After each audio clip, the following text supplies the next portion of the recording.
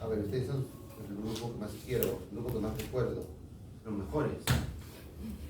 Ya, engáñenos. Engáñenos. 4. A ver, Julio.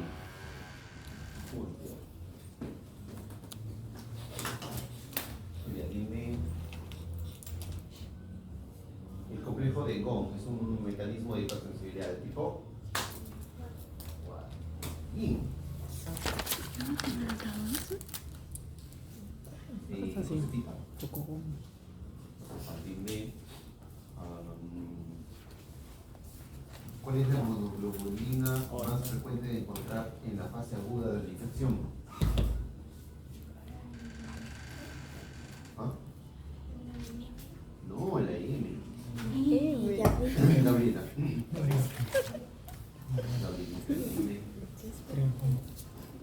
Las integrinas, ¿en qué fase de la migración polimorfonuclear están?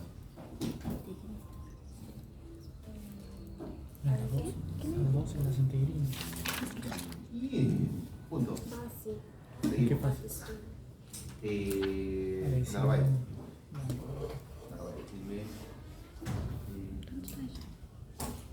Digo fase, no fase. Las células endoteliales se contraen o se dilatan durante la quimiotaxis. Contraen. Cristi. Cristi, dime.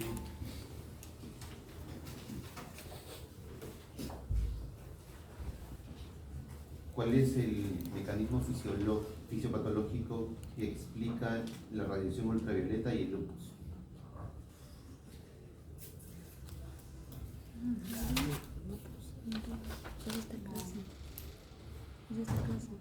Daño al epitelio corneal por la radiación ultravioleta y liberación de anticuerpos nucleares. Bueno, perdón, antígenos nucleares. Villalobos, Gallardo, Juan. Juancito, dime.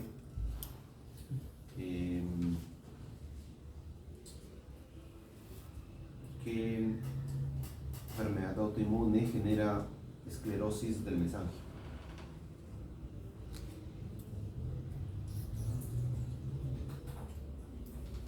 El lupus. Belén.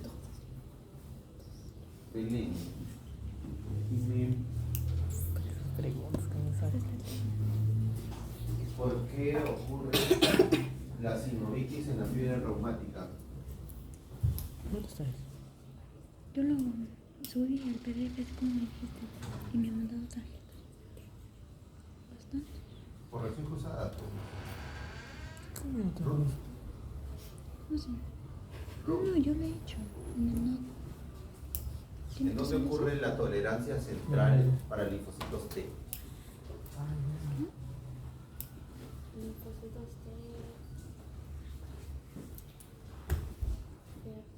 En el timo. ¿Anayeli? Anayeli, dime.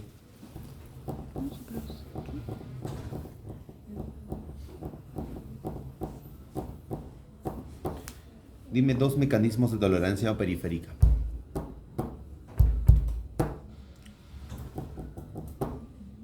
Ya uno.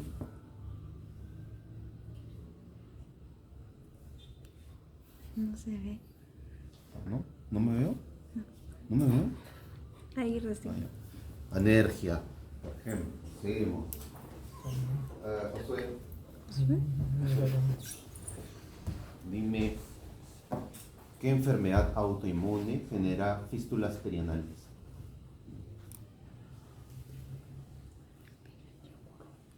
El Crohn. Tomás. Acá. Tomasito.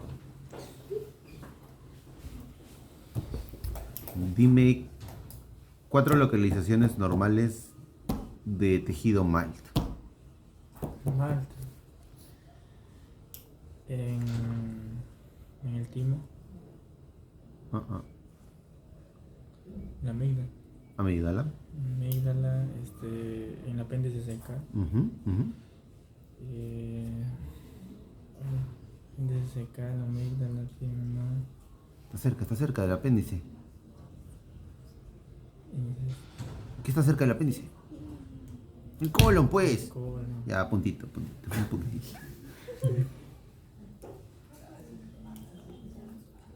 Seguimos con Marjorie. Yo. Marjoricita, dime.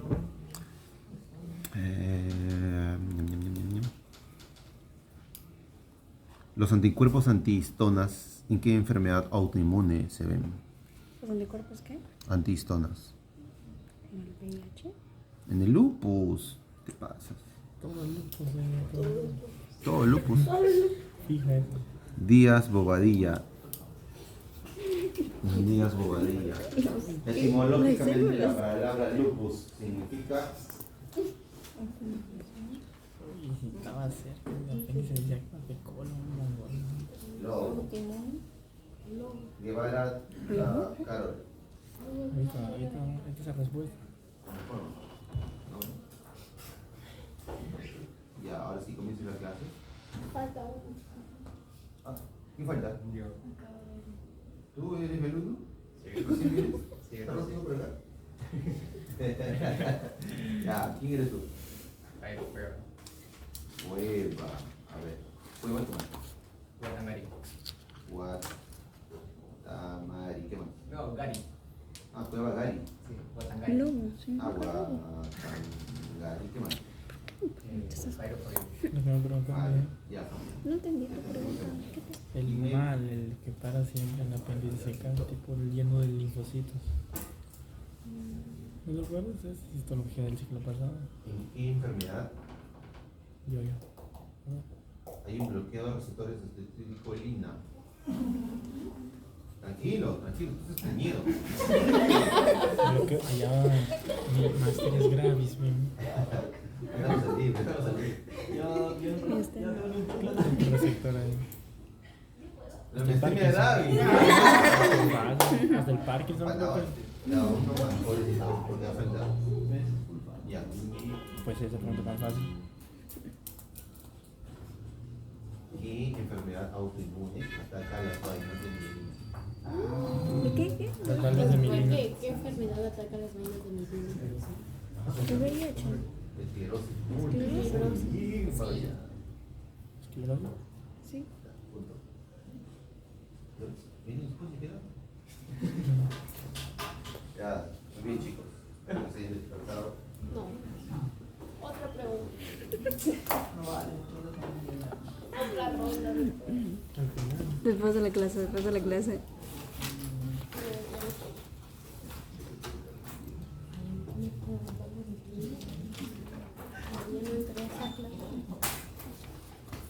¿Esa tabla dónde estás? ¿Quién lo ha hecho eso? La misma inteligencia artificial.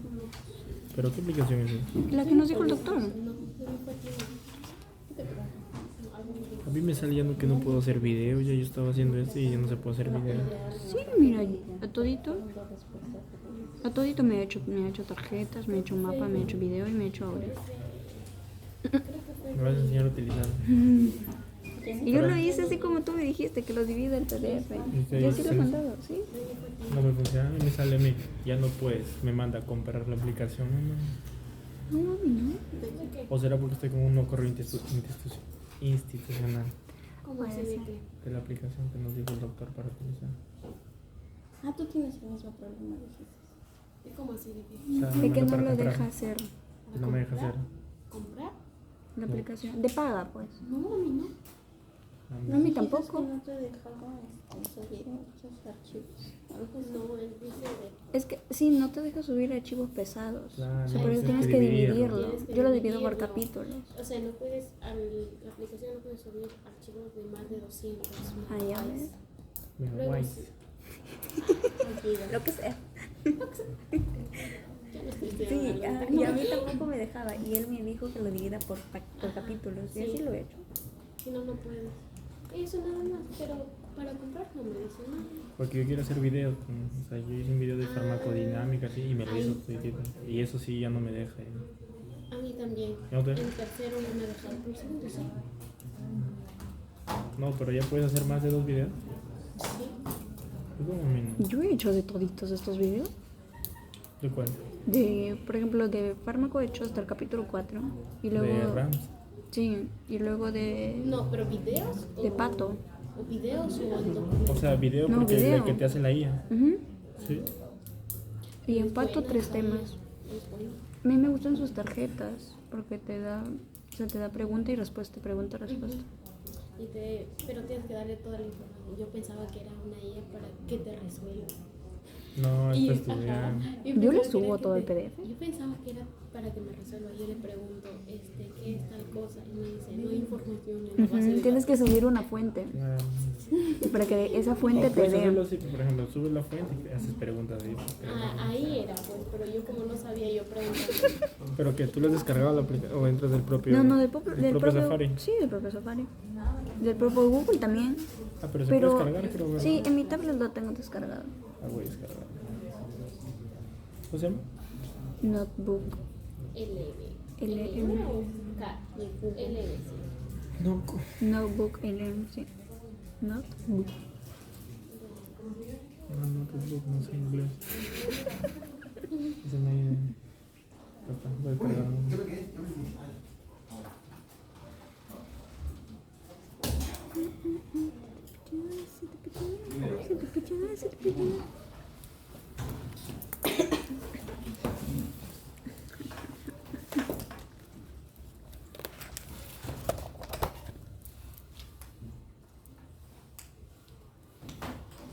En pantalla se muestran dos zonas.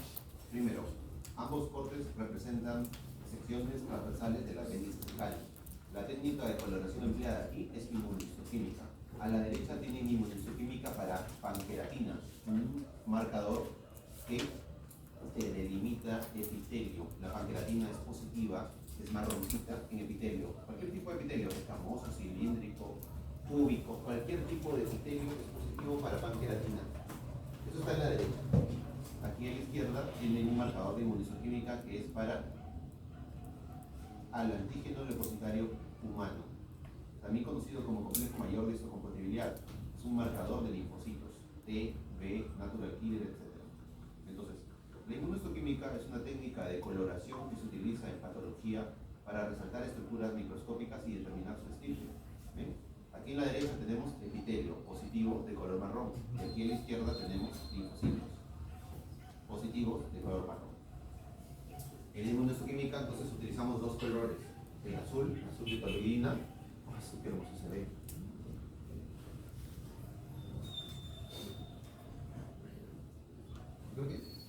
Y la diaminobencidina, es la del color marroncito, ¿ya? La inmunohistoquímica es una técnica precisa que nos permite encontrar la estirpe celular, de dónde proviene esa célula, el perfil de esa célula. Tenemos más de 250 marcadores de inmunohistoquímica que nos permiten saber qué tipo de célula es, si es muscular, si es nerviosa, si es epitelial, si es escamosa, si es de placenta, si es neoplásica, si es un polimorfo, un TCD8, un TCD4. La inmunohistoquímica viene a establecer un paradigma. Tiene más de 30 años en el mercado y actualmente se considera una técnica de tinción rutinaria, donde los patólogos, además de ver la morfología en la clásica tinción de hematocilina y eosina, miran las láminas con patología de tipo inmunohistoquímica. La inmunohistoquímica se utiliza en patología convencional, en patología infecciosa, en patología autoinmune y en patología oncológica. ¿Ok? Muy bien. Entonces, ¿cómo funciona la inmunohistoquímica? ¿Cuáles son los mecanismos fisiopatológicos base que nos permiten teñir células de este tipo? Pues acá les explicaba a los chicos, así. Como sabrán, la representación clásica de un anticuerpo parte de una estructura que tiene forma de...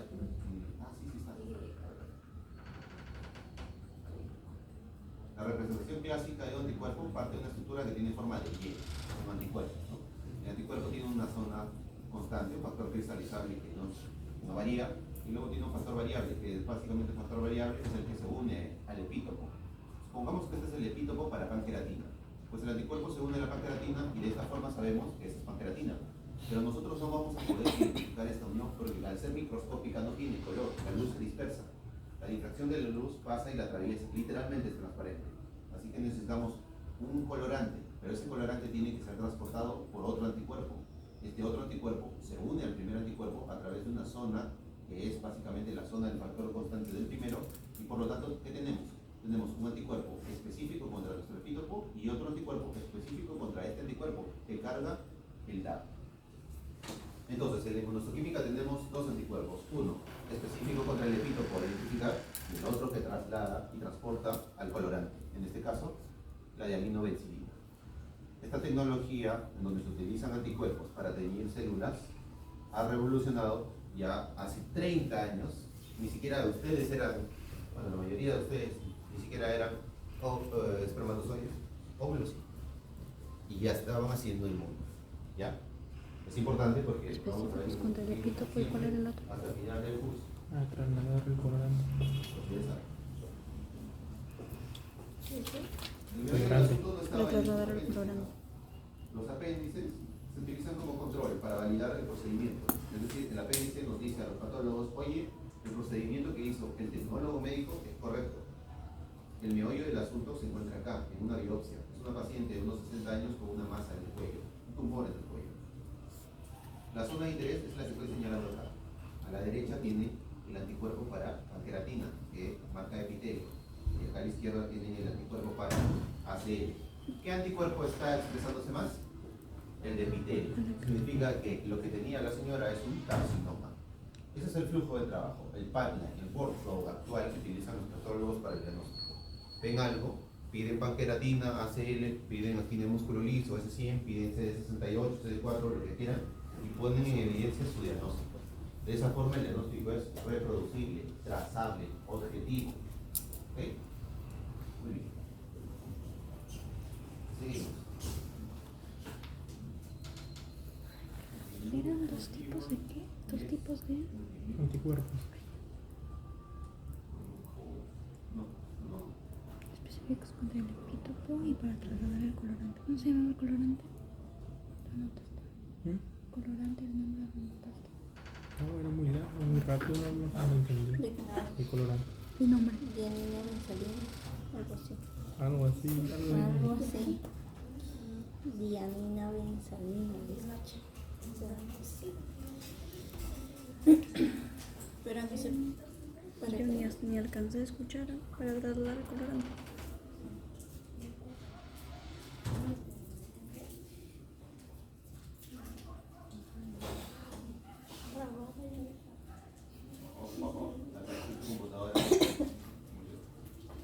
Pi, pi, pi, pi. Siguiente casito, paciente de Piura. Más o menos en julio del 2024 me llama y me dice que tiene su papá que tiene una lesión en el labio inferior, que por favor la vea porque tenía miedo que se trate de un cáncer. Como sabrán, los humanos que viven cerca del Ecuador pueden tener mayor incidencia de carcinoma de piel y de mucosas por la exposición a la radiación ultravioleta. El carcinoma celular es el carcinoma más frecuente de la piel. ¿Ya? Luego tenemos al escamoso, también tenemos al melanoma maligno, todos ellos pueden estar relacionados con la exposición solar. Así que entenderán que el hijo tenía miedo que la lesión ulcerada que le había salido en el labio inferior a su papá sea cáncer. Entonces nos mandaron la biopsia por intrafesa y nosotros nos encargamos de procesarla. La historia clínica es la siguiente. El señor tiene entre 60 y 70 años, vive en la ciudad de Piura y es un trompetista. Toca para una orquesta, no sé cuál. Es un trompetista y empezó con lesiones en forma de placas eritematosas en la mucosa del labio.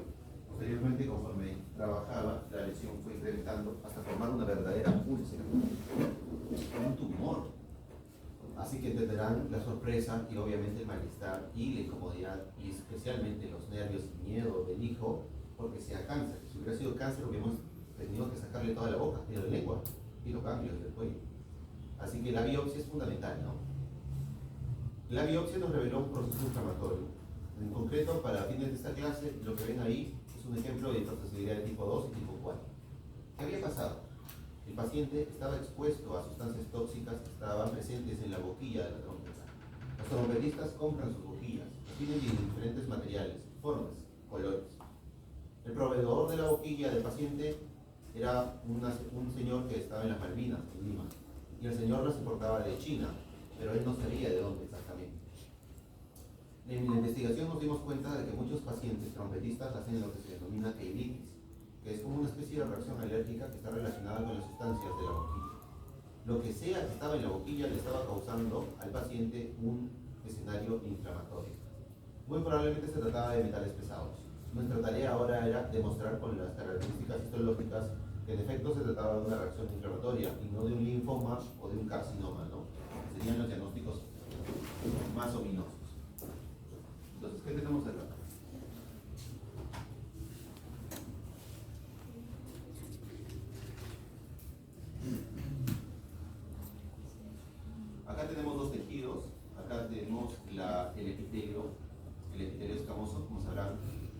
labio, la mucosa del labio, ese epitelio escamoso certificado, pero lo que más llama la atención es el evidente severo infiltrado inflamatorio que hay, ¿no?, en la dermis. Pero nosotros notamos algo, los más inteligentes notarán que hay, ¿qué cosa? Mal. Mal, muy bien, hay folículos, incluso este folículo que tiene Centro Centro germinal. germinal. Los folículos linfoides están normalmente en el apéndice, en el ilion distal, en el colon, en las adenoides, en las amígdalas. ¿Qué hace el folículo linfoides en la boca de nuestro trompetista? Significa que su sistema inmune trata de defenderse de algo. Encima, un folículo tiene un centro germinal, están reclutando linfocitos B y células plasmáticas. Necesitan combatir algo, están combatiendo algo. ¿Qué cosa? Una boquilla. Además, notarán que hay una estructura nodular grande acá arriba. ¿Ya ven?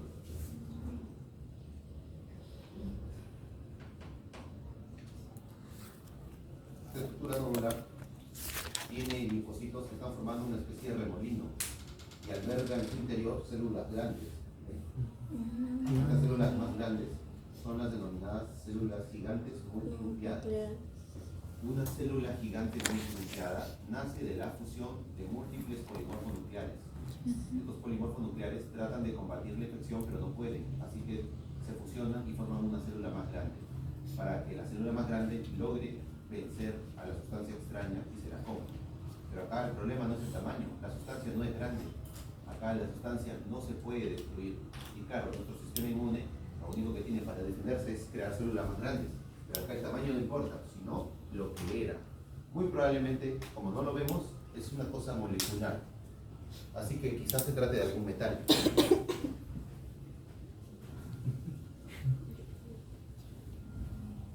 Siento que me estaba mirando mucho. Entonces, acá lo que tenemos en niños es un granuloma de tipo cuerpo extraño. Células gigantes multinucleadas, histocitos y toda una corona de linfocitos, linfocitos TCD4. Cuando nuestro cuerpo está combatiendo una cosa que es difícil de eliminar, tiene dos caminos. Primero, lo aísla con granulomas, o dos, lo aísla con una cápsula calcificada o incluso hueso mismo. Hace aproximadamente 7 años, un paciente acude al hospital Almanzor por una tumoración en el glúteo. La ecografía mostraba una masa de 10 centímetros calcificada. Así que como era una masa superficial, el cirujano oncólogo le propone una extracción y se lo extirpa, ¿no? Se le pasa paso y la siguiente patología comienza a hacer las secciones o las laminaciones del tejido, y cuando hace las laminaciones del tejido se encuentra con una cápsula calcificada que procede a cortar. Cuando saca la cápsula encuentra con el cuchillo, con la cuchilla especial que tiene, una estructura dura, así que la saca y era una bala. Así que bandido tenía una bala en el poto. Una bala en el poto. Si tiene una cápsula calcificada, esa cosa está más de 10 años ahí. ¿Qué hacía con una bala en la nalguita? Solo él lo sabe. Entonces su cuerpo no pudo eliminar la bala, así que la aisló. Creó un cascarón calcificado. Supongamos que me pongo implantes mamarios para tu mirada. 20 años después, mi cuerpo va a encapsular esos implantes, creando una cápsula calcificada, fibrosa, que los aísla y los separa de nuestro cuerpo. Hay humanos que han logrado incluso desarrollar hueso alrededor de cuerpos extraños. Sí. Varios hombres de la Edad Media tienen huesos que no deberían, y dentro de esos huesos hay puntas de flecha. Entonces no se para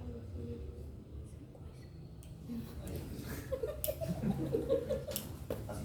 Entonces, ¿cómo verán? Nuestro cuerpito lo encapsula, o en este caso trata de aislarlo. En la tuberculosis tenemos un granuloma tuberculoso. En cuerpos extraños tenemos granulomas tipo cuerpo extraño. ¿Ya? Entonces, en este paciente tenemos folículos linfoides y un granuloma tipo cuerpo extraño, o un cuerpo extraño que no se ve. Es un cuerpo extraño chiquitito, molecular. Diagnóstico, Bailey.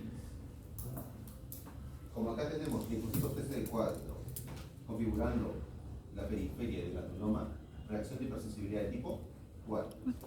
Como acá tenemos un centro germinal con reclutamiento de células plasmáticas, o mejor dicho, entrenamiento de linfocitos B, conversión a células plasmáticas, hipersensibilidad tipo 2. Tenemos dos mecanismos de hipersensibilidad actuando juntos. No es una enfermedad autoinmune, pero se puede convertir en esta. El mal se localiza normalmente en los sitios anatómicos que les he dicho. La localización de mal en otros lugares se denomina mal adquirido. El mal adquirido en la tiroides, tiroiditis crónica de Hashimoto. El mal adquirido en las glándulas salivales, síndrome o enfermedad de Sjögren. El mal adquirido en la vesícula, colitis crónica folicular. El mal adquirido en el estómago, gastritis crónica folicular. Y así. De acuerdo a su localización, puede adoptar algún nombre, ¿no? Muy bien, entonces, si el mal adquirido se mantiene en el tiempo, lo que sucede es que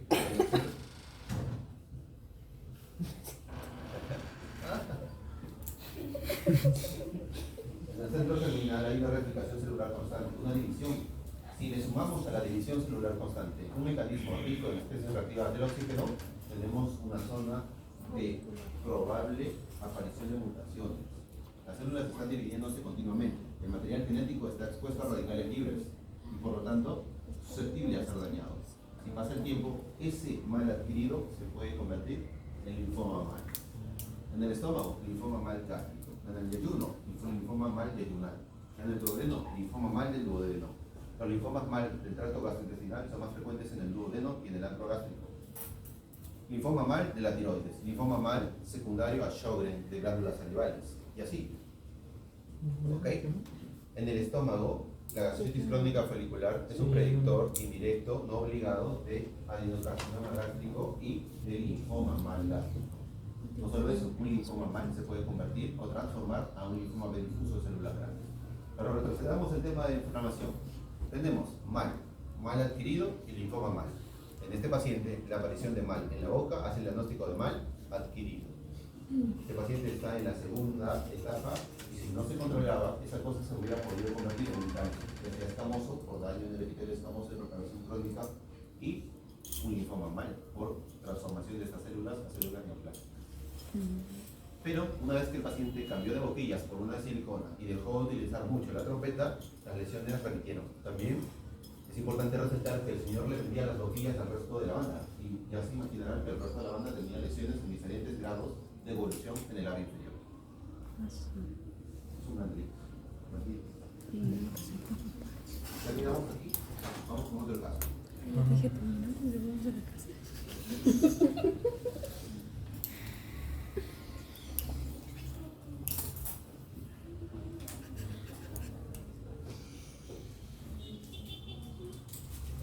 En este caso, Ay, Dios mío. paciente de 60 años, fallece entre noviembre y diciembre del año pasado. Tiene un background de neurofibromatosis tipo 1, enfermedad inflamatoria intestinal, diverticulitis aguda y crónica y neurofibromas múltiples en el tracto gastrointestinal.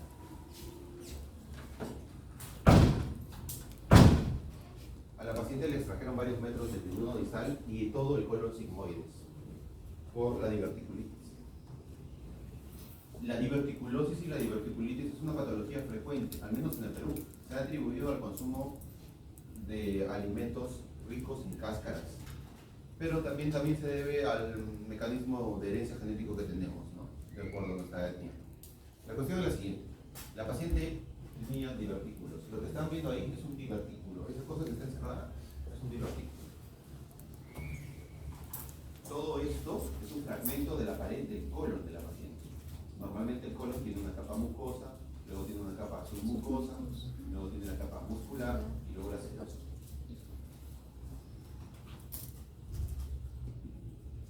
Notarán pues, notarán que la capa mucosa comienza a extenderse hacia abajo y forma otra cavidad. Y esa cavidad se encuentra por debajo del plano de la muscular. Tenemos un hueco en la pared del colon de la paciente. Esta zona entonces se configura como un divertículo. ¿Cuál es el problema? La materia fecal que normalmente transita por el lumen del colon, al moverse, pues no se acumula y por lo tanto la flora bacteriana está en constante movilización. Pero si esta materia fecal comienza a acumularse y a depositarse, como vemos aquí, esto es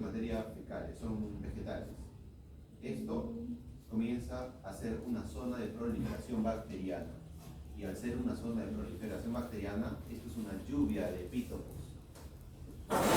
Eso hace que el sistema inmune de la pacientita tenga que movilizar recursos linfoides hacia esta zona. Entonces, lo que primero sucede es un reclutamiento de linfocitos, ¿no? Los linfocitos pasan de estos vasos hacia el intersticio, poco a poco, ¿no? Acá tenemos una célula plasmática que está saliendo. Estos son ustedes cuando se van de la noche a la chicotera. Luego ustedes, ¿qué hacen? Se juntan en grupitos, ¿no? Ahí.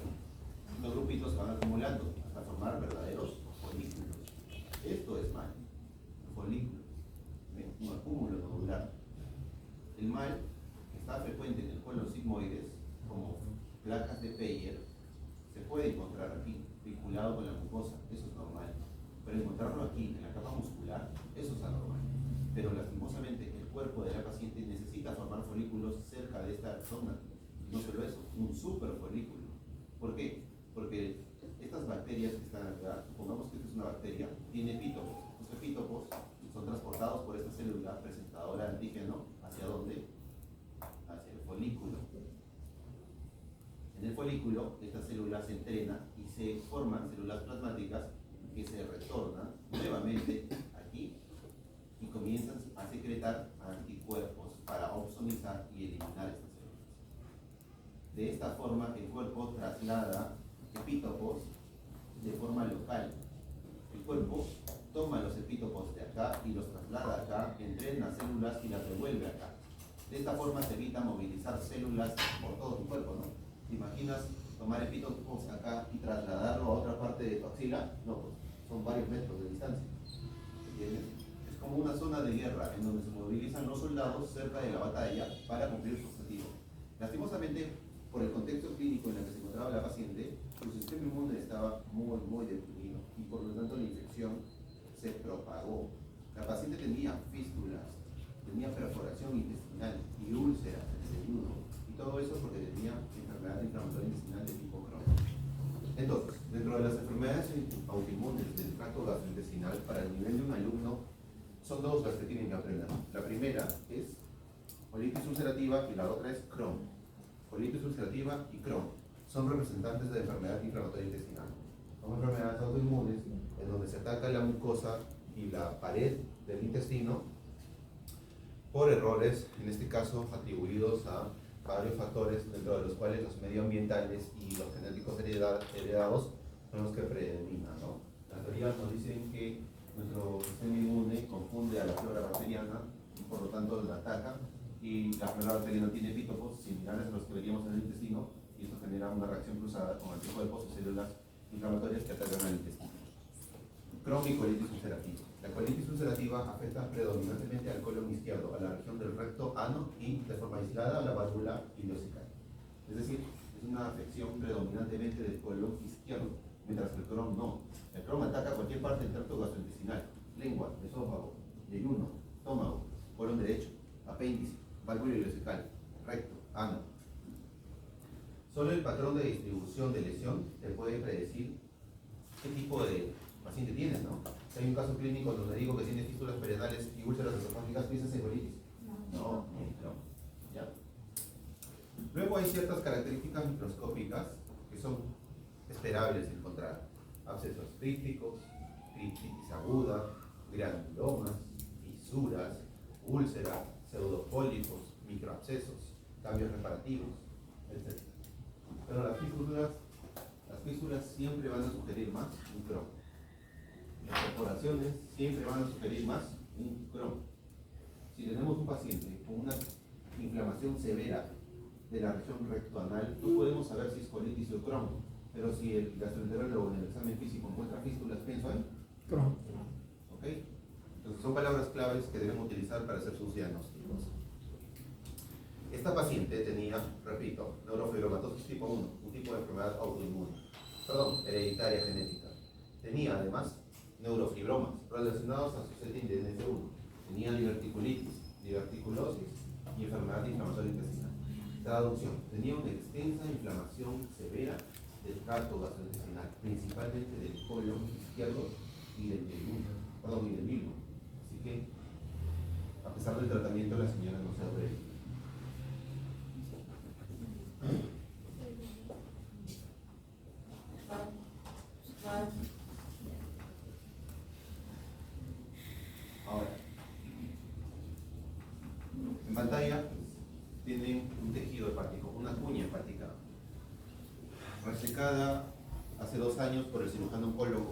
por un paciente que tenía antecedente de cáncer de colon.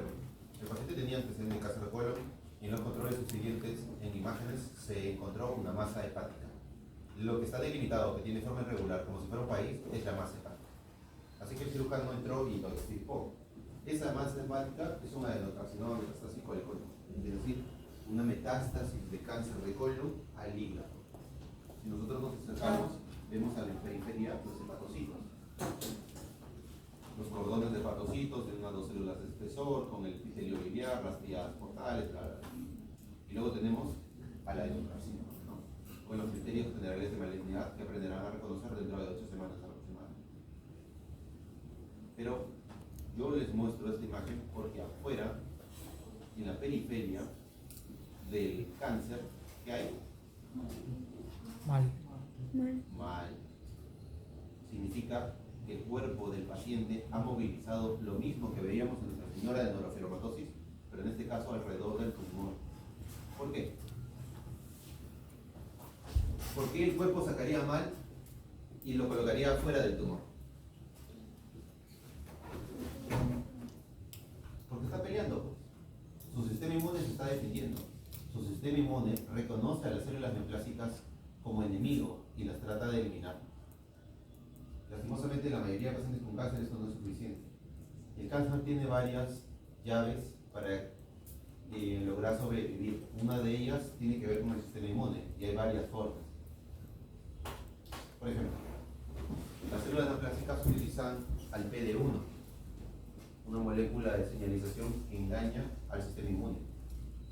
Supongamos que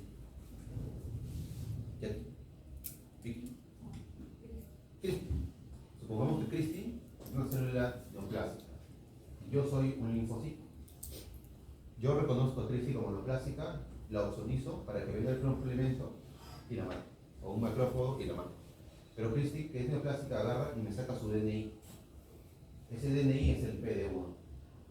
Y yo agarro mi celular, que es el PDL1, y compruebo de que Cristi es peruana. ¿Entiendes? Las células neoplásicas utilizan al PD-1 para engañar al sistema inmune y decirle, soy normal, soy buenita, no me ataques. Y por lo tanto logran huir y escapar del mecanismo de sensado y eliminación de células anormales. Los oncólogos utilizan esta propiedad de las células neoplásicas a su favor. Utilizan anticuerpos para inhibir al PD-1. Le dan al paciente por la vena anticuerpos contra el PD-1 y de esa forma logran que las células neoplásicas no lo muestren. Esos anticuerpos permiten entonces que el sistema inmune reconozca a las células neoplásicas y que el sistema inmune las ataque. Es decir, los oncólogos utilizan al pembrolizumab como un potenciador del sistema inmune para que las células neoplásicas no se escondan y sea el propio sistema inmune del paciente el que ataque a las células neoplásicas. El problema del pembrolizumab es que cada ampollita puede valer 40.000 soles. Es un medicamento de alto costo, pero permite la supervivencia de más meses libre de enfermedad en varios hospitales. ¿Okay? Lastimosamente luego el cáncer encuentra otras formas de escapar. Pero bueno, para fines de esta clase, lo que ven ahí es un mal adquirido a nivel hepático secundario a un cáncer. La enseñanza entonces es que el mal adquirido no solamente aparece frente a infecciones, sino también frente a cáncer. El mal adquirido frente a sustancias extrañas. Carbón, metal, tóxicos, madera, parásitos, pero no aparece frente a virus. ¿Por qué? Porque los virus son agentes intracelulares. El virus logra internalizarse dentro del núcleo, se rompe y el material genético del virus se fusiona con el material genético de la célula y utiliza la maquinaria de replicación del ADN celular para propagarse. Durante estas primeras semanas en donde el virus se propaga dentro del interior de la célula, nadie lo va a detectar, no va a haber mal ahí. Durante las primeras 4 o 6 semanas vas a tener una hepatitis A bien fea. Durante las 4 o 8 semanas vas a tener una hepatitis B horrorosa. Durante las primeras 2 o 3 semanas vas a tener tu influenza. ¿Me entienden? El COVID logró ingresar a nuestras células respiratorias, al núcleo de nuestras células respiratorias, se replicó ahí. Y tu sistema inmune ni se enteró.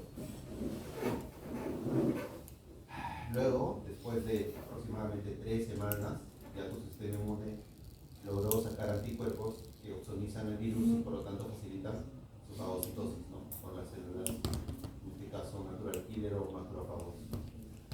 Y así logra superar la inflamación, no, perdón, la infección. Entonces, hasta ahora tenemos 3 casos o 4 casos clínicos. Uno, un paciente con sustancias tóxicas que hizo un mecanismo de hipersensibilidad tipo 4 y 2. 2. Otra paciente con una enfermedad autoinmune que hizo un mecanismo de hipersensibilidad tipo 4. Y 3.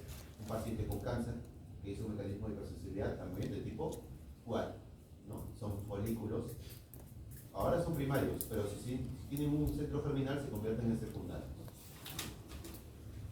Muy bien.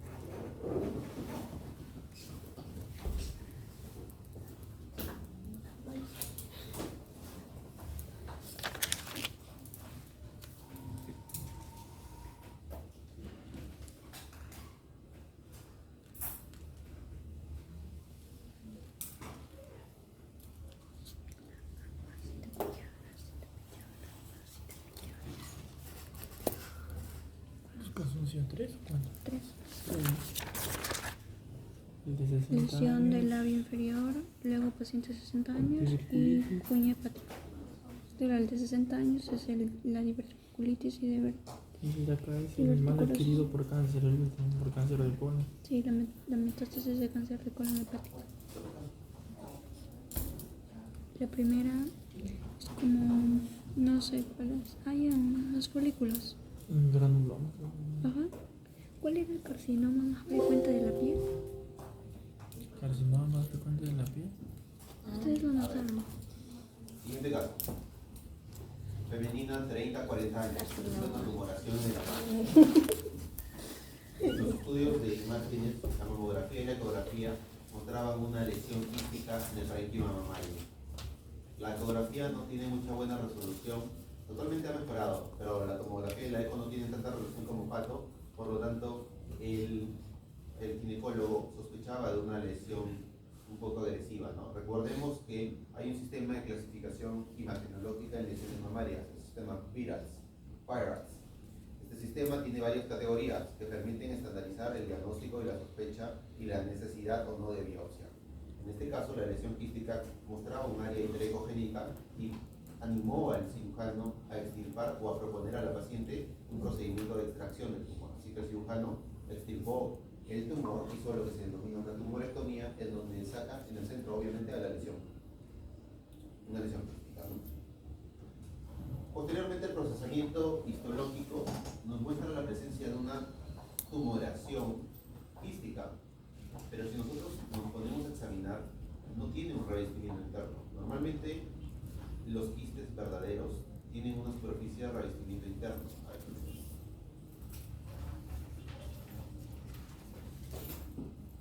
Normalmente un quiste tiene células que lo revisten, células epiteliales, por eso es un quiste, porque tiene celulitas. Pero este no tiene nada. Si un quiste no tiene células epiteliales, no es quiste, es pseudoquiste. Entonces acá tenemos un pseudoquiste. Es un quiste, pero que no es quiste. Es un quiste que quiere ser quiste, pero no puede, porque no tiene células epiteliales. Ya, acá. Ahora, ¿por qué tiene un pseudoquiste la paciente? ¿Qué ha pasado? Pues bueno, lo que ha pasado es que esta paciente dio de lactar y la leche se quedó acumulada. Posteriormente, la leche se infectó, obviamente, ¿no? Por mecanismo de propagación retrógrada, desde el pezón hasta la zona de los asinos, muy probablemente los Corynebacterium o estreptococos que normalmente colonizan la piel, pues ascendieron y se nutrieron de la leche, proliferaron ahí. El problema es que al ser un foco infeccioso, el sistema inmune de la paciente, ¿qué creen que hizo? ¿Por qué tocó? ¿Qué hizo la paciente? Su sistema inmune. Mal. Muy bien, movilizó tejido linfoide asociado a mucosa. ¿Para qué? Para combatirlo. Al movilizar tejido linfoide asociado a mucosas, su cuerpo comenzó a combatir la infección, generando células plasmáticas que producían anticuerpos que obsonizaban a las bacterias y poco a poco ganaban terreno. El sistema linfático de la paciente se encargó de eliminar el contenido, pero lo que quedó de este evento, es decir, la fibrosis, todavía queda. Entonces, lo que queda de este evento inflamatorio aún se puede ver. una zona de fibrosis que delimita el área de impacto y los pequeños folículos residuales que todavía quedan ahí. Entonces tenemos acá una lesión pseudoquística, es tumoral, pero no es maligna, que aparece en la mama de una paciente y que está asociada con hipersensibilidad de tipo 4, ¿no? Además de la de tipo 2. Si se producen células plasmáticas es de tipo 2 y si hay folículos linfoides es de tipo 4. Entonces acá tenemos una mastitis crónica asociada muy probablemente a un cuerpo extraño, ¿no? Y ese cuerpo extraño fueron los cristales de leche que en este momento estuvieron.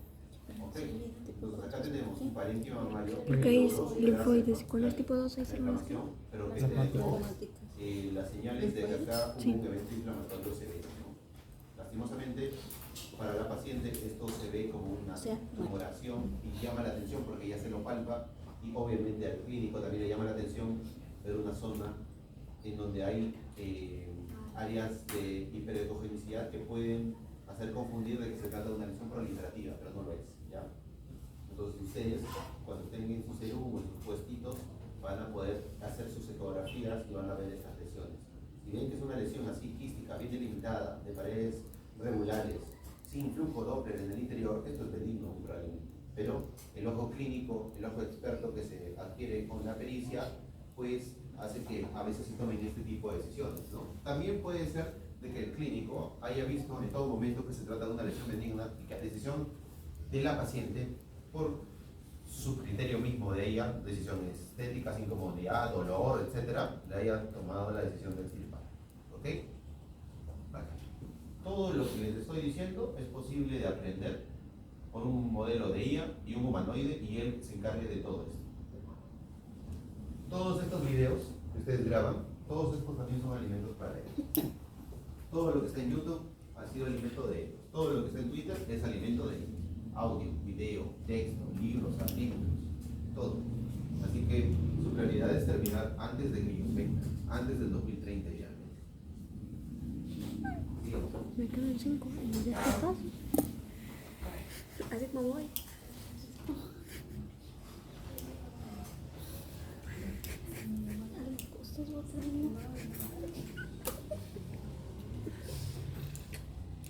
Un poquito tiempo.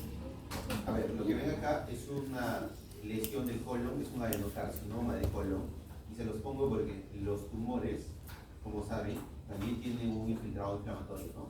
El infiltrado inflamatorio de este cáncer de colon es agudo, porque al ser un tumor que está rompiendo la pared, pues hace que las bacterias de dentro del lumen se proliferen e infecten, por lo tanto el sistema inmune necesita defenderse. Esto es inmunidad innata, ¿no? Polimorfos nucleares, inmunidad innata. Pero también las células inflamatorias que aparecen en medio de las células neoplásicas, estas son células clásicas y estas son células inflamatorias. ¿Qué son estos? Núcleo céntrico, aleo perinuclear. Células plasmáticas. Sí, entonces acá tenemos un clúster de células plasmáticas en medio de células neoplásicas. La presencia de linfocitos entre células neoplásicas se conoce como TILs, T-I-L-S. Son las siglas de linfocitos intratumorales. Tirix. A mayor número de linfocitos, a mayor porcentaje de linfocitos, mejor es el pronóstico, porque claro, tu sistema inmune está combatiendo. A menor número, menor es la cantidad de linfocitos, menor es la capacidad de combate, peor es el pronóstico. No, van a ser los linfocitos Esos son los denominados TILs. Tenemos acá polimorfos nucleares, inmunidad innata. Y acá tenemos TILs, inmunidad adaptativa. Dos eventos inflamatorios coexistiendo. Uno contra la infección proporcionada por las bacterias comensales que se difunden por la rotura que produce el cáncer. Y acá dos linfocitos que tratan de eliminar a estas células neoplásicas. Como estas células se están dividiendo altamente y muchas entran en una apoptosis, sus detritus son reconocidos por el sistema inmune como ajenos y por lo tanto ellas tratan de combatirlo. Ahora, nosotros podemos hacer el diagnóstico diferencial con morfología de si estamos ante una lesión inflamatoria o un linfoma. ¿Bien? Vamos a volver a con nuestro paciente que tenía una lesión en la boca. Primero, a la izquierda tiene un linfoma del paladar. y acá a la derecha tienen la inflamación de nuestro trompetista. Con campos de mediana potencia es evidente la diferencia, ¿no? Acá tenemos una proliferación celular clonal, es decir, son clones, son células neoplásicas y cada una es un clon de cada una de estas. Y acá tenemos una población completamente distinta. Tenemos polimorfos, tenemos eritrocitos, macrocitos grandes, células plasmáticas, linfocitos. ¿Okay? Acá tenemos variedad de células, acá tenemos clones. Un campo así ya te dice quién es el malo. El perfil de color varía. El perfil de color puede tener un tono más morado como este, o puede tener un tono más azulado. Eso depende del escáner que ha sido utilizado, de la tinción de la mano del tecnólogo, etc. Pero la morfología es más indicativa. Supongamos que yo pongo a estos en óptica Lensing y Zoom, a los dos. También podemos ver que la morfología te dice dónde hay más variabilidad celular. Entonces, la misma morfología variada te descarta que sea un proceso clonal. En cambio acá tenemos una morfología homogénea, células que se parecen. Esto es completamente atípico. En cambio esto indica variedad. ¿Ya? Van a aprender más sobre pato-onco conforme progresemos. Pero esta es la diferencia entre un linfoma de paladar secundario a un mal, y esto es un mal adquirido. Esto es bueno, esto se cura sacando el alergeno, y esto necesita quimioterapia.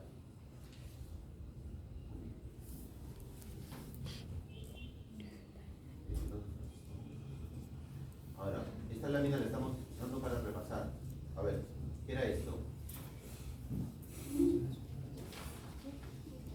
¿Qué es esto? Necrosis coagulativa. La necrosis coagulativa aparece en cáncer porque las células se están dividiendo, compitiendo entre sí. Los nutrientes no alcanzan para todas. En la necrosis coagulativa o necrosis tumoral que se está desarrollando acá, se están seleccionando clones más agresivos. Las que sobreviven son las más feas, las más agresivas. Células que son capaces de comer más rápido, dividirse más rápido, tolerar el hambre más, son las malas. Es como un mecanismo de selección natural darwiniano en donde las peores células neoplásicas son las que sobreviven.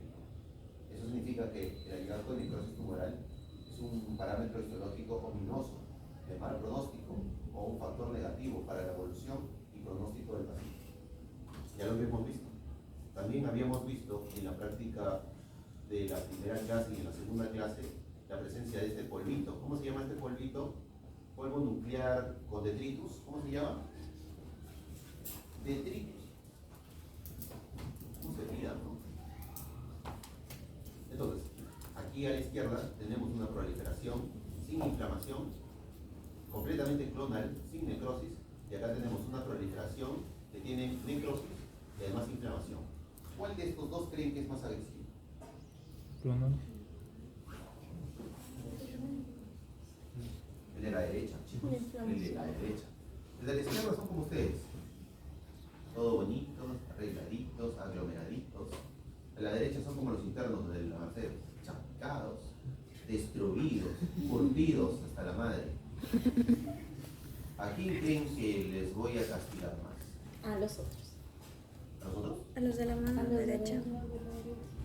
A los de la izquierda, a ustedes. No, porque Porque ustedes son buenitos. por eso, pues. Supongamos que yo les doy un fármaco citostático. Los citostáticos o fármacos quimioterápicos detienen la replicación celular. Estos fármacos detienen el ciclo celular. El de la izquierda tiene linfoma, el de la derecha tiene linfoma. El de la derecha tiene células que aguantan el hambre y encima se replican súper rápido. El de la izquierda tiene células normales, pero no, de cáncer. Si yo detengo la actividad de replicación celular, ¿quién creen que las va a pasar peor? ¿Entienden? Entonces, por eso les digo, hay signos como la inflamación o la necrosis que te dicen que esta cosa es más agresiva. Digamos.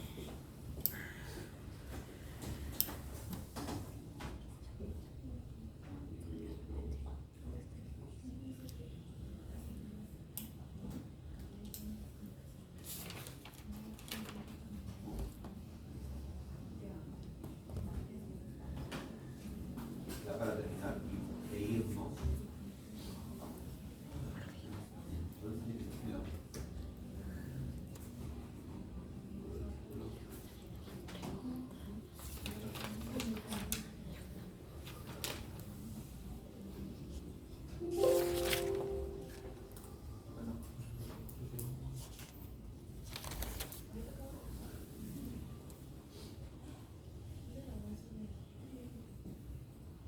Paciente, 17 años, tumoración testicular. Todo esto es el testículo y esto es el tumor. Imagenológicamente, ¿qué encontraban? Imagenológicamente, la tomografía y la ecografía mostraba la presencia de una masa testicular que tenía hipercaptación de contraste en varias zonas. Por lo tanto, era altamente sospechosa de malignidad. Además, se encontraban de forma dispersa áreas también de hipercaptación que obviamente junto con marcadores tumorales hacen tributarios la extirpación del testículo.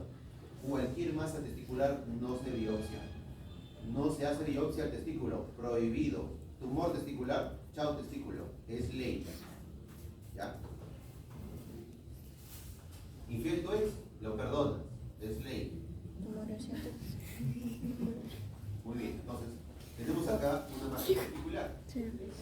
Esta masa testicular en su periferia, ¿tiene inflamación? No. No hay inflamación. Se mimetiza con el tejido normal del chico. Pero si nosotros ingresamos dentro de la masa, aquí, en donde hay epitelio escamoso roto, ¿qué aparece? Inflamación. Inflamación. ¿Qué nos quiere decir? Que todo el tumor, la periferia del tumor, es inmune a nuestro sistema inmune. Pero el centro, en donde se ha roto, ya comienza a ser detectado. ¿Entienden? Acá se ha tenido que romper el epitelio escamoso y liberar células neoplásicas para que nuestro sistema inmune se dé cuenta de que acá hay algo. Aquí la inflamación no viene de afuera hacia adentro. Aquí la inflamación está viniendo de adentro hacia afuera. ¿Por qué? Porque esta cosa ha estado produciendo moco, ha estado produciendo epitelio córneo, ha estado produciendo cosas que al morir son reconocidas por nuestro sistema inmune. A pesar de que todo esto es un tumor, el sistema inmune no se da cuenta y solo ataca por partes. ¿Qué pasa si alguno de ustedes encuentra la forma de que nuestro sistema inmune se dé cuenta de que todo eso es un tumor? Pues tendríamos una forma de combatir los tumores testiculares de forma eficiente y necesidad de operarlos. Este tipo de investigación ya se desarrolla, pero con los avances de la inteligencia artificial que investiga más rápido que los humanos, la cosa está difícil para nosotros, ¿no? Pero buen pronóstico para los pacientes, ¿ya? Entonces, varias enseñanzas acá. Masa testicular, no biopsia. Tumor se esconde del sistema inmune. El tumor puede ser atacado desde fuera por el sistema inmune como mal reactivo o puede ser atacado desde dentro, así mismo cuando se da a conocer. Muy bien. Eso es todo. Espero que les haya gustado. ¿Y las preguntas? ¿Ya no vas a hacer preguntas? Ay, no digan eso. Yo quería ganarme aunque sea un puntito. Que nos aprueba así sin hacernos nada. Ay, ahorita. No sé. Sí, hijo, ya no. Y ahorita nos pagan y se vayan, nos abre la puerta.